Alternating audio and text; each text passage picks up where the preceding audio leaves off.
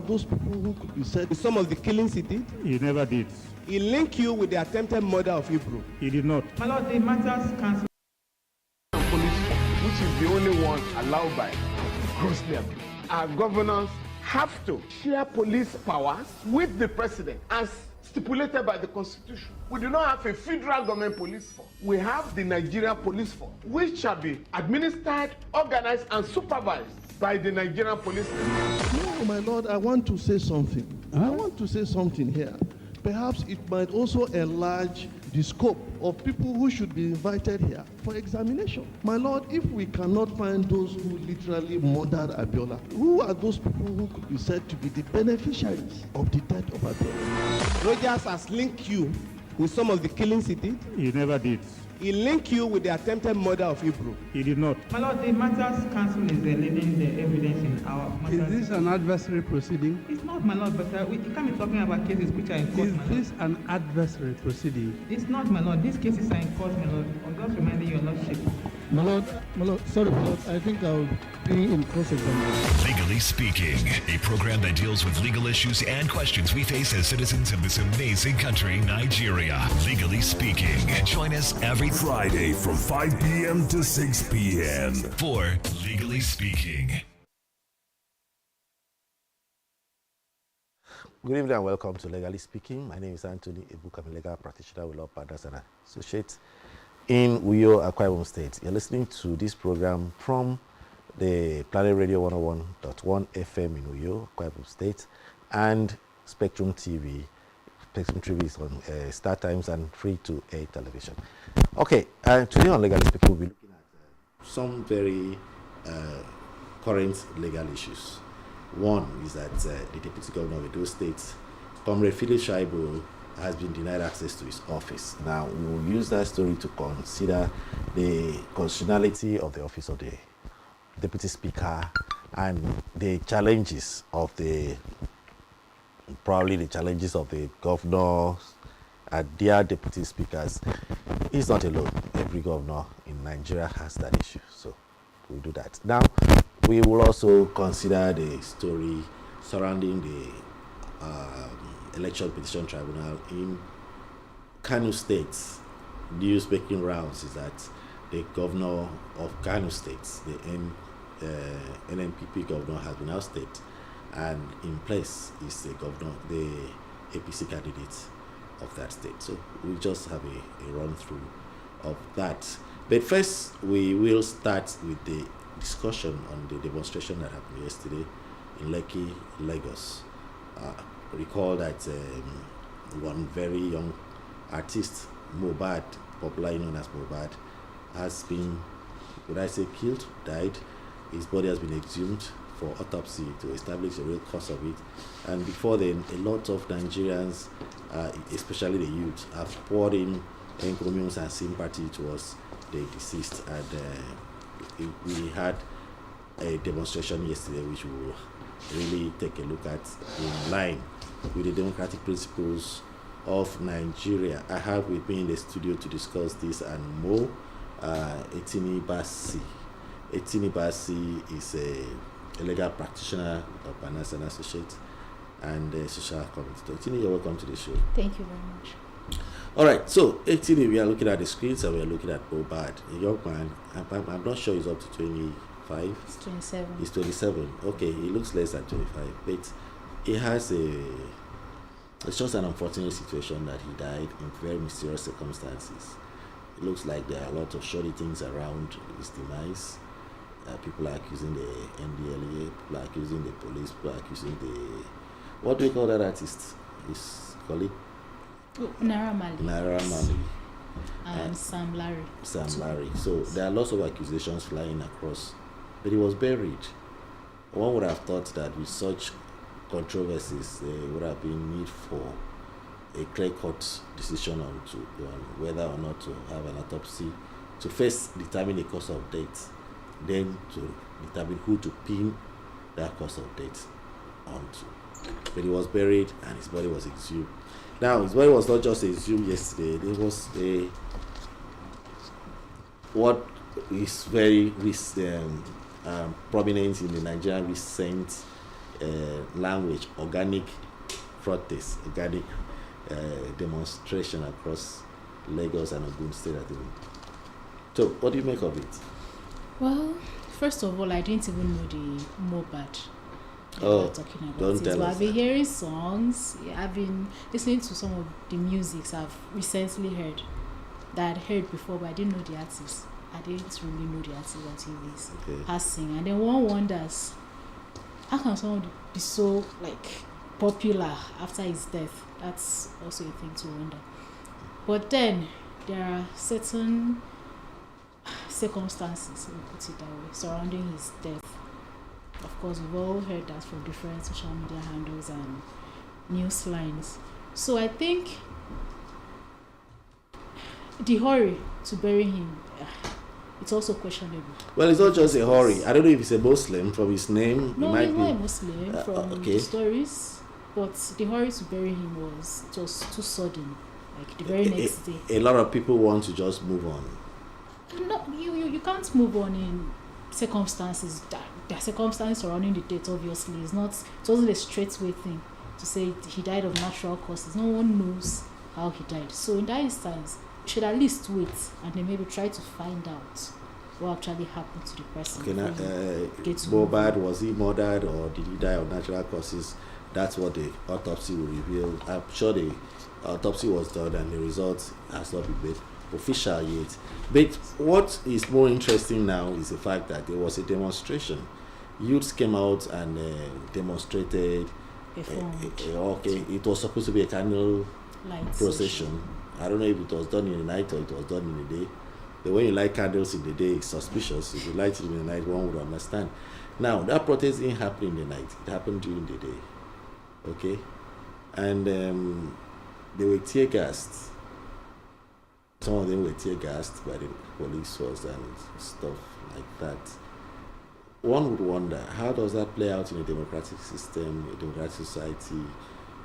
Are they trying to, were they trying to stampede the demonstrators or what? More like silence them, because from the videos we see online, it was very peaceful. No, I won't call it protest. Very peaceful demonstration, like carrying his placards, photos containing his photos, his albums, and maybe accusation on who they think killed him, and requesting that the police, Nigerian government, get to the bottom of it. But well, if I wouldn't want to be very patronizing, a lot of people die every day of funny and mysterious circumstances. People don't get to protest. Are there different strokes for different folks? Maybe because he was popular in his time and he was so. I bet he said he didn't know him before he died. We've heard stories now from after his death. All right. Of course. People are loved when they die. When they are alive, nobody cares. All you need to do to get popular is die, and everybody would start looking out for you. They start looking at your profile. They start checking you out and knowing what you used to do. Who were you? But before that, nobody bothers if you are alive or dead. That's the Nigerian system for you. All right. Anyway, let's move to the other story. The other story is that the Kano State Election Petition Tribunal has nullified the election of the NPP. No, he's the governor. Governor. He was sworn in as the governor. Abba Yusuf, that's of the new Nigerian People's Party, and declared the candidates of the All Progressive Congress, Nasiru Gowon, the winner of the election. And it said that he polled a total of 1,119,602 votes to defeat the APC candidates, who scored then 890,705 votes. Okay, now the NPP candidate was said to have won with 128,000 votes margin. Okay, APC filed an action against the petition challenging the election, and I think their concentration then was on the number of votes that was used, right? that on Wednesday, the judgment that was delivered virtually by the judges, Osadebe and co, declared that there was there were some errors in some of the votes that were cast. Okay, about 163,000 thereabouts. Yes, votes overvoting were nullified, and the new calculation put squarely the APC on top of the NPP candidate, and therefore asked INEC to declare him winner and issue to him certificate of return.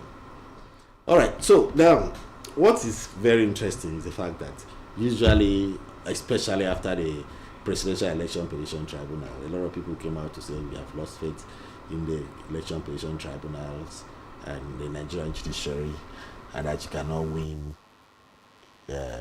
as a petitioner in the election petition case. But here we are. Somebody has won. What's your opinion on that, Winnie? Well, first of all, I congratulate him on his success in the presidential election tribunal, and then we will see what happens from there, because there's still an opening. Yes, the matter will be appealed. No, but without the appeal, I am a bit comfortable that it can swing either way, okay? Because it appeared as though a lot of people had settled that it's cast on gold or stone or concrete, that when you win, you've won. So you do everything you can to win. The election petition tribunal is just a formality. But here we are. I've seen a lot of other judgments that has upturned the verdict of the INEC, Independent National Electoral Commission. This is one of them. This is one of the most prominent ones.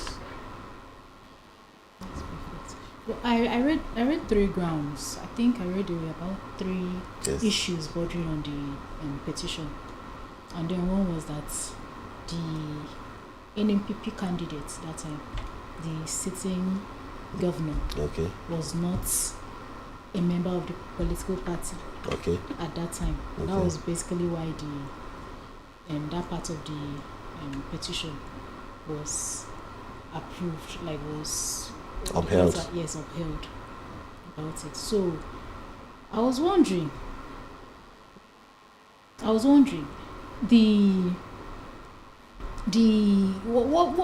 what exactly happened, because I don't get to understand why he wasn't a member of the political party. Well, you know a lot of this a lot of the election petition or governorship and aspirants cross-carpeted. Most of them lost nomination in one party and crossed to another party to pick up tickets.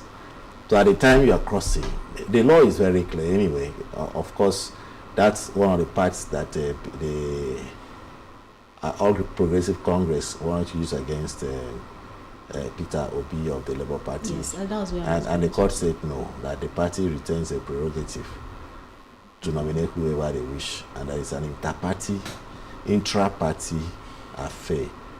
If you are not a member of the political party, you ought not to come out to say the other person wasn't a member of the political party. How does it concern you? That it would have been different if it was one of the candidates who stood nomination that is challenging his nomination. Okay, so the same thing here. The court has ruled differently, but that's a lower court. Okay, my concern maybe is on the fact that there were numbers of nullified votes. The votes were nullified because, according to them, the ballot papers were not stamped and signed, and as such cannot qualify for votes that were properly cast on the day. And the numbers are upturned. Yes. And I'm thinking, anybody that is contesting an election result ought to be very specific, like in this case.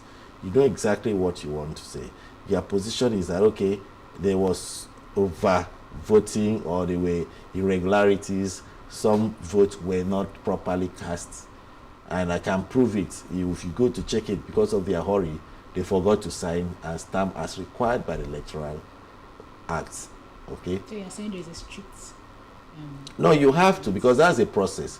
When you are accredited, there's a stamping and a signing by the officer, and the ballot papers are issued to you. So how did you skip that point? So anybody could stop ballot boxes with ballot papers that were harvested somewhere. You know, because of that, they failed to do the regular thing. So if anybody is saying or claiming that there was an overvoting of some sort, the onus is on him to maybe try to show that to the court, as was done in this case, without holding brief for the fact that this matter is going on appeal and anything can happen at appeal. But first and foremost, I think we want to appreciate that one could prepare an election petition matter, go to court, execute it, prosecute it, and win. Yes, and I can tell you, especially on that ground of irregular vote and nullification of some ballot papers, it's possible that the appellate court would uphold that position. It might not uphold the position of this man not being a member of the political party. I think personally, I have an issue with that. Yes, it might not uphold that position, but it's almost obvious or settled that the other party will upheld. All right, I will soon go on a break. We'll take another 3 minutes and we'll go on a break. So when we come back, when we'll be going for the break, we'll read out some numbers for you to call in, because the numbers will open. Now, when we before we go on the break, we would like to appreciate or applaud the nominees for the Senior Advocates of Nigeria. I think we have one person from Akwa Ibom State, Barrister. Well, also at the honorable was the commissioner, Honorable Barrister Noidem. Yes, he's been nominated as one of the designates for the prestigious office of the Senior Advocate of Nigeria. It's always good to have one of your own step up at that level. We've really had a harvest of senior advocates recently in Akwa Ibom. It used to be a time where we didn't have one. I'll be shopping for one. Now we have about 4 or 5 of them readily available, and more are coming. So we wish them well. When we come back from the break, we'll be looking at the imbroglio between the governor of Edo State, Obaseki, and Comrade Philip Shaibu. It's one thing that has been very, very consistent in the Nigerian political system, where deputies fight, or the governors fight their deputies. Either which way, there's always a fight, with respect to probably having succession, So we'll look at the Constitution. What does it say about the roles of the deputy governor, and how is that in conflict with the way and manner the governors have pushed them to perform? Let the short break come in now. Nigerian police, which is the only one allowed by grossly abused. Our governors have to share police powers with the president as stipulated by the Constitution. We do not have a federal government police force. We have the Nigeria Police Force, which shall be administered, organized, and supervised by the Nigerian police. No, my lord, I want to say something. I want to say something here. Perhaps it might also enlarge the scope of people who should be invited here for examination. My lord, if we cannot find those who literally murdered Abiola, who are those people who could be said to be the beneficiaries of the death of Abiola? Rogers has linked you with some of the killings he did. He never did. He linked you with the attempted murder of Ibro. He did not. My lord, the matters council is leading the evidence in our matters. Is this an adversary proceeding? It's not, my lord, but you can't be talking about cases which are in court, Is my lord. this an adversary proceeding? It's not, my lord. These cases are in court, my lord. I'm just reminding your lordship. My lord, sorry, my lord, I think I'll be in cross-examination. Legally Speaking, a program that deals with legal issues and questions we face as citizens of this amazing country, Nigeria. Legally Speaking. Join us every Friday from 5 p.m. to 6 p.m. for Legally Speaking.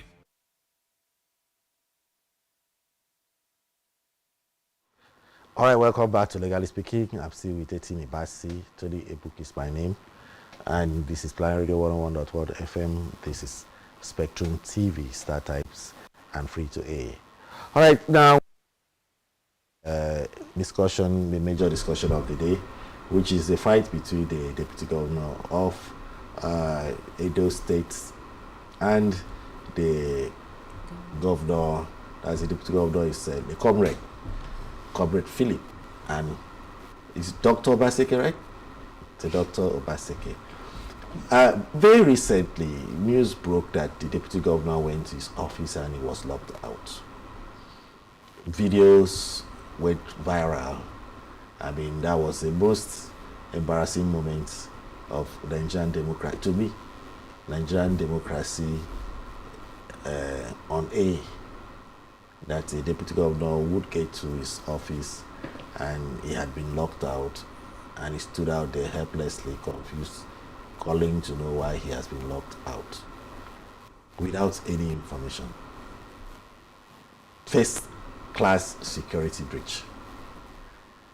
All right, where you have a Deputy Governor who has no prior information that where he's going to is not safe. Right? Now, he goes there and there's a padlock. And nobody informs him that that road will be blocked. And he stands out there looking stranded, looking at the padlock. It's embarrassing. Right? What would you do if you did His Excellency? I know the story I heard. Okay, but that's the story you're watching. On my own part, I heard his office was moved and he was informed about it long before he was locked out of the governor's office. Yes, but on this date, he did not understand. He looked totally confused, and whoever was videoing him ought to be one of his drivers or his aide. Maybe he stood out there for 30 minutes making calls. Were there no protocol officers to direct him to his new office? Maybe he was confused as to the fact of why he as a deputy governor is not allowed in the governor's office. No, that's not the governor's office, because if that was the governor's office, the gate would be open. So where was he locked out? Deputy governor's office. Okay, so the story also came up that he's now been asked to relocate to a new complex, a new deputy governor's office. Okay, but my observation is the security breach. Anybody could shoot him down at that point. I move without prior information. It's risky. I need to know that the place I'm going to, my details need to know that my route is safe. I come and there's a roadblock. I'm worried because there was no information about the roadblock. There was no information that I'll have to stand out of the car. Any sniper could have taken me down if there were snipers. So those are serious security issues. It's threatening because as a deputy governor, I think he's supposed to be the second person in the know of whatever is happening in the states. And in this situation, it was baffling. I don't see why a deputy governor will be forced out of one office to another office without information. If a deputy governor is moved from Aso Rock to maybe Hilltop Mansion, well ahead of time, the information is everywhere. He's not supposed to be the last person to know about it. His drivers wouldn't even take him there. They will drive him to the new office. And it will have been open with pomp and pageantry. We now have a new office of the deputy governor. He's no longer at Aso Rock. He's now at Hilton Mansion. Before he even goes there, a lot of activities, his staff and all has moved there. Books and files, there would have been a formal relocation. Materials, air conditioners would have been removed from here. Or if they're not moving them, at least the basic work tools would have moved from one location to another. So that's when you're looking at things from a normal point of view. But let's look at the Constitution. What's the role of the deputy governor in a state? How is a deputy governor, how does a deputy governor emerge is he appointed like commissioners are appointed, or does he stand election? Because I think if a governor stands election, he's supposed to be almost equal to the governor. So the governor talks, the deputy governor talks with the same voice. If the governor is not around, the deputy governor makes a pronouncement. It's as though the governor has made a pronouncement because he deputizes him. Let's see, what section is that? Okay, section 193 is on the responsibilities of deputy governors and commissioners. Let me read out. Okay, go on. Okay, sub 1 says, the governor of a state may in his discretion assign to the deputy governor or any commissioner of the government of the state responsibility for any business of the government of that state, including the administration of any department of government. 2. The governor of a state shall hold regular meetings with the deputy governor and all commissioners of the government of the state for the purposes of A. Determining the general direction of policies of the government of the state, B. Coordinating the activities of the governor, the deputy governor, and the commissioners of the government of the state in the discharge of their executive responsibilities, and C. Advising the governor generally in the discharge of his executive functions, other than those functions with respect to which he is required by this constitution to seek the advice or act on the recommendation of any other person or body. Okay, you see, even the constitution has whittled down the office of the deputy governor to almost that of a commissioner, because each time he makes mention of the deputy governor shall do this, he said, or, did he say or and commissioners? Or any commissioner of or the any government. commissioner. It means the constitution even recognizes him in the class of a commissioner, which is bad. But the constitution also earlier on checked for the selection of the deputy governor, election of the deputy governor. Okay, election of the the deputy governor is supposed to be elected along with the governor of a state. Okay, section 187. Okay, it says in any election to which the foregoing provisions of this part of this chapter relate, a candidate for the office of a governor of a state shall not be deemed to have been validly nominated for such office unless he nominates another candidate as his associate for his running for the office of governor, who is to occupy the office of deputy governor, and that candidate shall be deemed to have been duly elected to the office of deputy governor if the candidate who nominated him is duly elected as governor in accordance with the said provisions.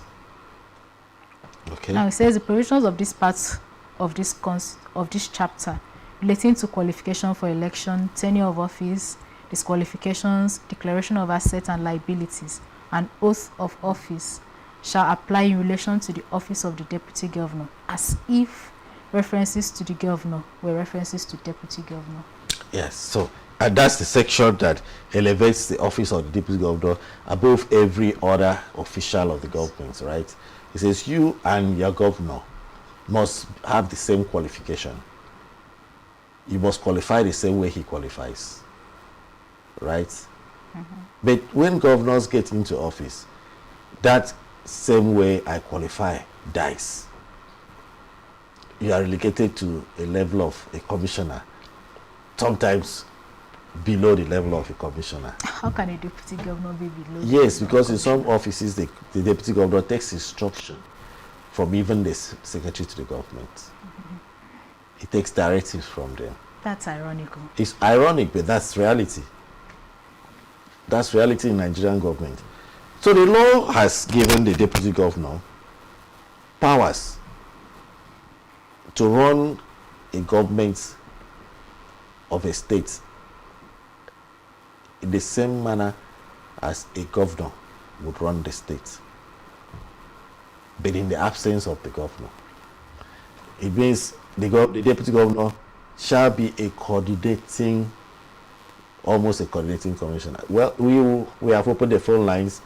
Sorry, we didn't announce that on time. The numbers to call would be 090-222-31011. I repeat that number, 090-222-31011. The alternative number to call will be 070-454-17707. I repeat that alternative number, 070-454-17707. For those that are just joining us, we have discussed issues surrounding the demonstration yesterday in Lekki and good states with respect to the date of Mohbad, the date and burial, and exhumation of Mohbad. Mohbad is a musician that is said to have been murdered, killed, poisoned, whatever. Those are things we are yet to establish at the end of the day. There was a demonstration yesterday. The police came in eventually and dispersed the crowd. And we considered their fundamental right for a peaceful gathering and demonstration on matters affecting their interests. Okay, we've also looked at the issues surrounding the Kano State Election Petition Tribunal. The fact, especially that the governor, the incumbent governor, has been asked to step aside, and the APC candidate has been declared winner by the tribunal, and we are waiting the verdict of the Court of Appeal. Now we're discussing the issues around the embattled deputy governor of Edo State, Shaibu Phillips' comrade, why he was locked out of his office, why he's been moved from one location to the other, and the pending impeachment proceedings against him, and the more recent apologies and its effects.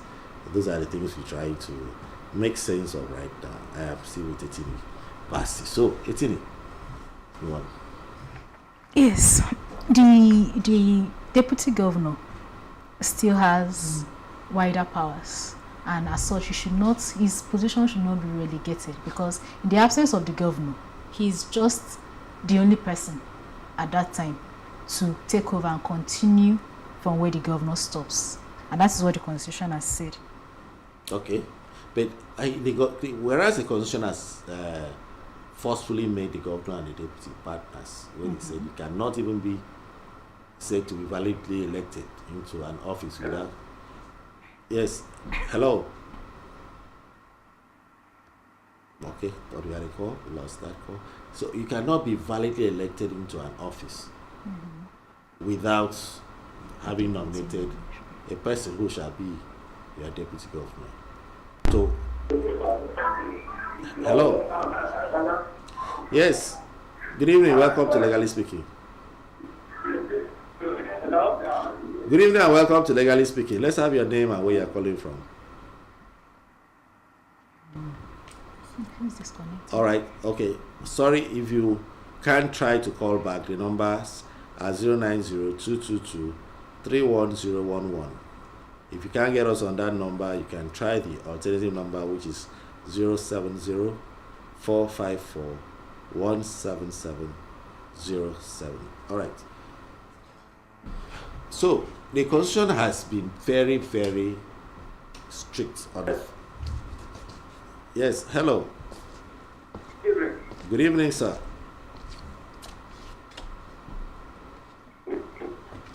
Hello? Yes, we are listening to you, sir. Okay, it's Friday from Ibioni.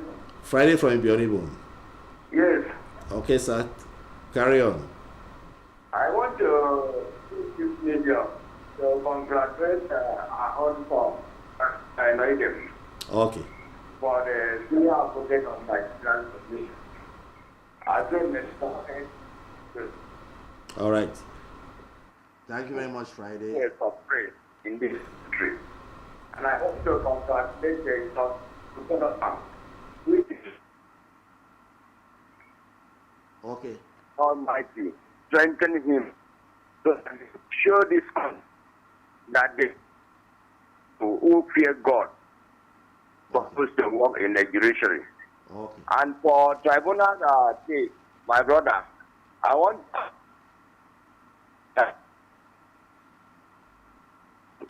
this. Sorry. There was not.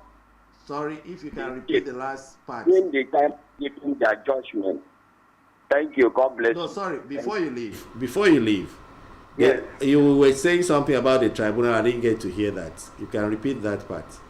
Okay. I say I want to advise tribunal that they should use example from the higher court. Okay. That is the judicial rules. Yes. They should not give judgment that will bring conflict, as you said, because I've heard in the other judgment that another party person cannot challenge another person as for another party, except your own party. Yes. So they should, because as you said, it's a lower court. So when they get to higher court, maybe that part will be nullified. All right. So I want to plead with the tribunal judges. They should follow the judicial rules and cite their law from the higher court so that it will help us in the tribunal. Thank you. All right, thank you very much, Friday. Yes, Friday has made a point, but as a way of further information, Honorable Barrister Noiden has been nominated for elevation. So there should be that strict demarcation between nomination for elevation to the rank of the Senior Advocate of Nigeria and an actual elevation. Okay, the public is supposed to make input around about now, and where there are no proper queries, then it should be home and dry. Okay, all right. And he also has said something about consistency in the rulings and the need to follow the superior position of law. It's called the doctrine of stare decisis. Precedence. It's a precedent where the court above has made a decision. The courts below are bound to follow it. All right? So, thank you very much. Hello. You want to legally speaking? Good evening. Yes, good evening, sir. Your name and where you're calling from?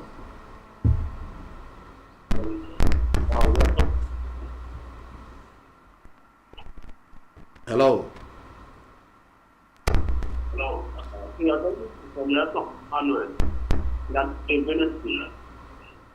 I've heard Emmanuel in that name.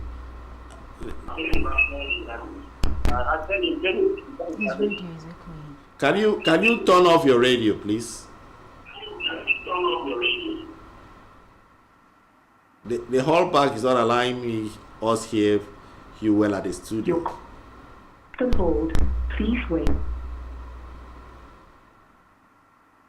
Hello.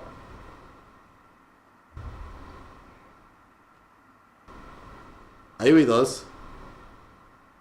All right. I think we lost that. So if you can call back, Emmanuel, we are still here for the next 10 minutes or thereabouts. Hello? Hello. Good afternoon. Good afternoon, sir. Yes. I'm making a comment over the issue between the deputy governor and the governor. Please, can we have your name? Sorry, sir. Can we have your name and where you are calling from? Well, this is Elder Osenari Peter.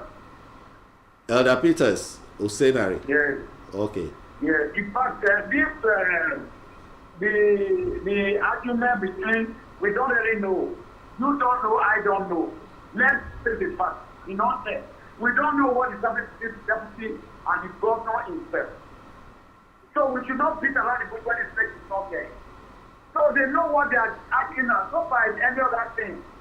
With the news started coming out now, and from Auchi, the city of the deputy governor.